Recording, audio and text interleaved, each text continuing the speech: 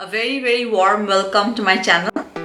I'm Doc NatureLover, and today's topic, as you guys all know, is on intermittent fasting and how to tackle intermittent fasting, how to prevent the cravings, how are you going to deal with those episodes of intermittent fasting. On my first take on this, I had outlined the effectivity of intermittent fasting on preventing worsening of diabetes, which is a tsunami coming our way.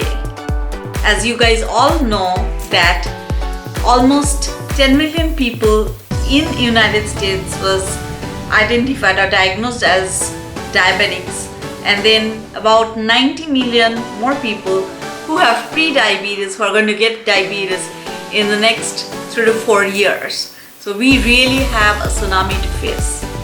And I want to tell this to you, being a physician for 20 years and seeing diabetic patients. This is something that we tell to patients to go on a calorie restricted diet. You tell the patient to take 1200 calorie, 1400 calorie, 1500 calorie. The patient goes on that caloric diet for the first month. They lose a few pounds. Your body immediately understands the body is taking 1500 calorie. So it adjusts the basal metabolic rate of the body. So the patient gets frustrated, struggles, and then gives up. And then diabetes kind of worsens because now they have been frustrated, so they want to eat whatever they like. They are telling us that, Doc, this is not working. Whenever you tell me to take a 1200 calorie diet, I do it for a few months and then my weight loss stops no matter what I do. I cannot lose weight. So to answer these questions was my hunt to find out a method by which I could help my diabetic patients or help my obese patients to reach goal. And in the quest, I found and came across intermittent fasting, and I did it myself to lose 70 pounds. So the whole basis of this is we cannot have the body get used to a specific caloric diet. And that is where intermittent fasting is so very interesting. Today's video, I want to mention about the things that you can do to help the cravings decrease. First and foremost thing is you need to decide when you are going to go for the fasting. Our ancestors have always started kind of eating at 7 in the morning and stopped eating around 6 to 7 at night. And that is why they have called the morning meal breakfast. So breaking the fast. So we always had a 12-hour fasting schedule. As time progressed, we started eating bedtime snacks. We started eating the minute we get up from bed, we start eating. We are not stopping. The incessant eating is continuing. So the body is constantly under this effect of insulin. As soon as you eat, insulin goes up. So your body is not getting a break from insulin. Insulin resistance goes up. As the insulin resistance goes up, you need more insulin. The pancreas secretes more insulin. We need to stop this vicious cycle of eating and more eating.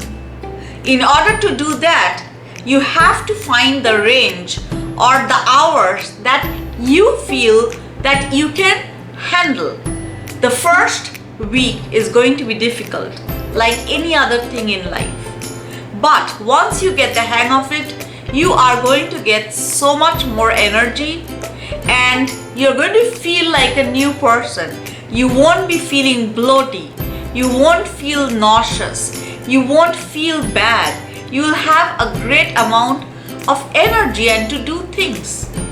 But first and foremost thing is, please talk to your doctor before, or if you are on any medication, especially if you are under the effect of insulin or any types of insulin. And this is good for type 2 diabetics mostly, because remember, type 1 diabetics do not have insulin, so it's not a high insulin state for them. Type 2 diabetics are the high insulin state people. So in those patients, if we can restrict their food to certain time in the day, so we get a little break from the insulin. So the insulin is able to work faster and better. And that's what we are going to try. There is several methods in which you can do intermittent fasting. One of the known methods that we follow is the 16-hour fast.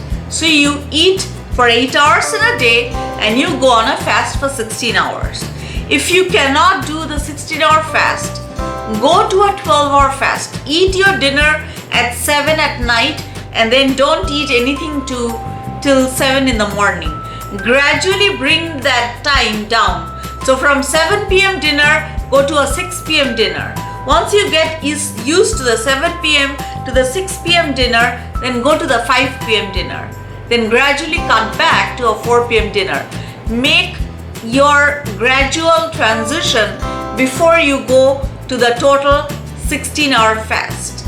I have done the 16-hour fast, and this is what I do every day on the weekdays. So I eat at 6 in the morning and then I stop eating at 2 in the afternoon. If you cannot do that, just start eating a little bit later in the day and have your last meal around 3 or 4 p.m. That's going to work as well. On the weekends, I actually like the idea of eating one major meal. So I eat a very big lunch or a very big dinner, so that I'm not depriving myself from any kind of food types.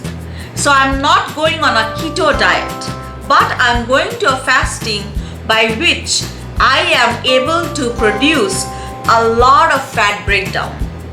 Now, what are you going to do in the morning when you cannot eat? What are you going to do in the time after 2 p.m. when I stop eating? What is the strategy to get over those cravings? And this is very, very important, because if we do not address those cravings, we cannot achieve intermittent fasting or weight loss or diabetes control, by which we will be able to decrease our blood sugar without increasing a ton of medication or going up on the insulin. So I'm going to tell about the various ways you can tackle these cravings. So in the afternoon after 2 p.m., say you start your fasting. What are you going to eat after that? Or what are you going to drink after that? How are you going to prevent these cravings? Number 1, water.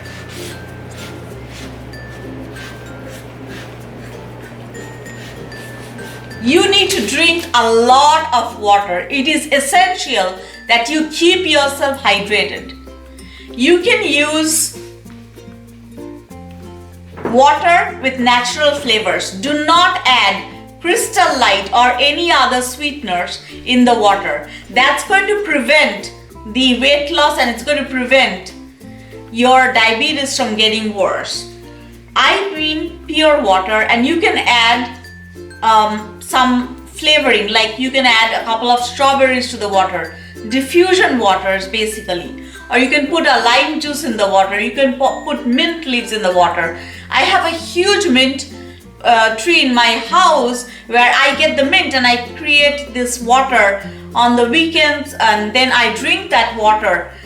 Ginger, lemon water is extremely good also for you to break down the fat and to make your stomach, because ginger helps the stomach get less squeezy. So I love water and all types of water, which I mean is water which has. What else can you have other than water?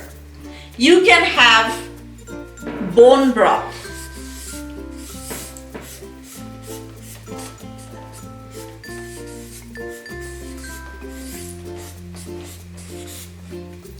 So bone broth has amino acids in it. Your question is, what am I going to do? You're telling me to take some proteins? It's very, very less amount of amino acids. The amount of amino acids in bone broth is very, very low. So it's not going to affect your fasting to a major level. So you can definitely, without any question, have bone broth because it's not going to affect it. Number 3, and this is something I use all the time, green tea.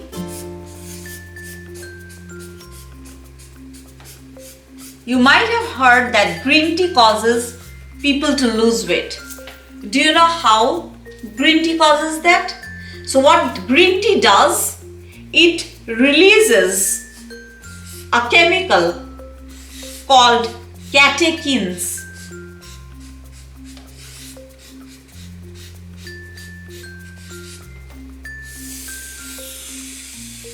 This is released by green tea.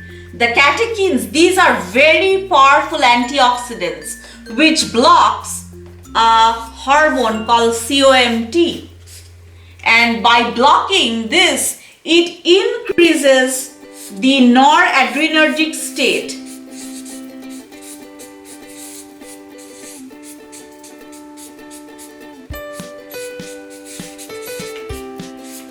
By which growth hormone is released. And as soon as growth hormone is released, you are going to see increase in adrenaline level. And you're going to start burning fat, and you're going to get lots and lots of energy. And that is exactly the mechanism that is followed by drinking green tea. How much green tea can you drink? You can drink as much green tea as you like. Green tea is extremely good for your health because it produces this catechins. The next one is number 4, coffee. How does coffee help with intermittent fasting? You can add a little bit of creamer to your coffee, or you can have black coffee. Do not add any sugar or artificial sweeteners. This is very, very important. Do not add any artificial sweeteners to your coffee. So this is how does coffee help it? Coffee blocks a pathway called phosphodiesterase.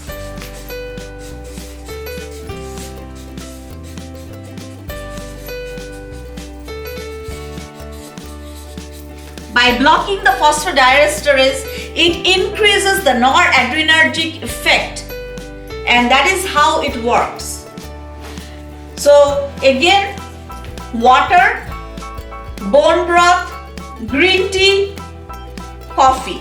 These are the 4 ways you can cut down your craving.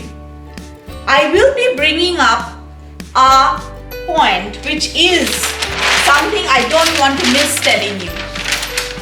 So, you have 2 types of ketones. One is endogenous ketones, one is exogenous ketones. When our body goes to a ketosis stage, we are producing ketone bodies in our body. However, you can buy ketones as a supplement for people who are not able to handle the hunger mechanism. And that is where you can buy these ketones. I can underline down the names of some of the endogenous ketones that you can use. I have never used endogenous ketones, but I have suggested in patients who are not able to go through the hunger craving. So endogenous ketones you can buy on the market, and what it does is it helps you in giving ketones so that you are getting time for the ketone bodies to go up in your body. However, there is a problem. When you take endogenous ketone, it can suppress some amount of exogenous ketones as well. Also, there is a matter of fact, you're going to get a craving when you are having these episodes. So when you are having the craving, a few things are going to happen. In the beginning, you are going to feel extremely hungry. The reason for that is the hunger hormone or ghrelin comes into the picture. As soon as the hunger hormone comes into the picture and you start feeling hungry, you could feel a little bit shaky at that time. That symptom is going to gradually pass away. It's not going to be there for long. Very importantly, drink water, drink green tea. Distract yourself. Try to distract in work or things that you're going to do. You start jotting down how you're going to feel during the next few days when you have lots of energy. After 5 or 10 minutes, if you drink the water, you're going to see that the whole craving just goes away. And after a few hours, you're not going to even feel anything. You are actually going to feel a lot more energy. You can actually perform a lot better.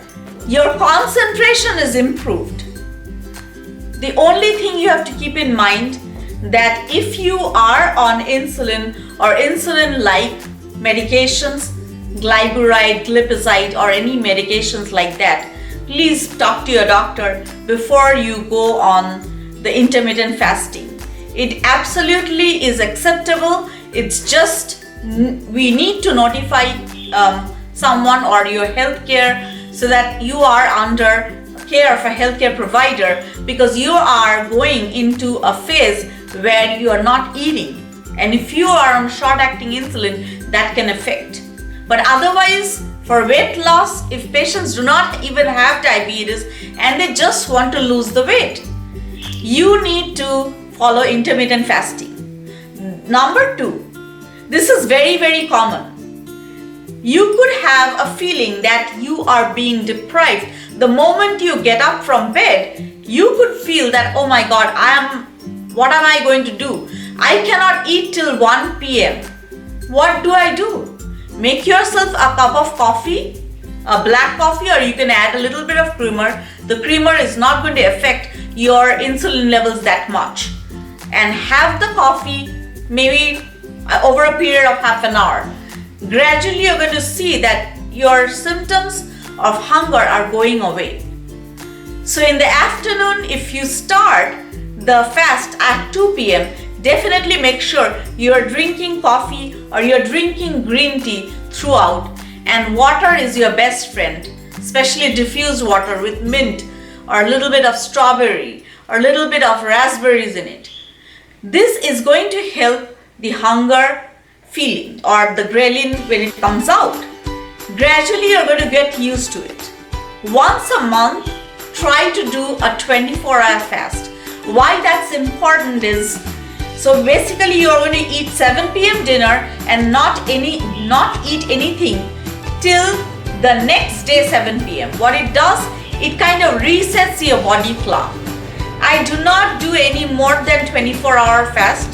There is a lot of journals and articles outlining beyond 24 hours, 24 to 48 hours, 48 to 72-hour fast. Those fasts are safe to do because your body is breaking down all of the liver fat, the excess fat in your body. The body has tons and tons of fat. It is going to break down those fats over a period of 48 or 72 hours. You're absolutely safe. Nothing is going to happen to you. I have not done that. Doesn't mean it doesn't exist.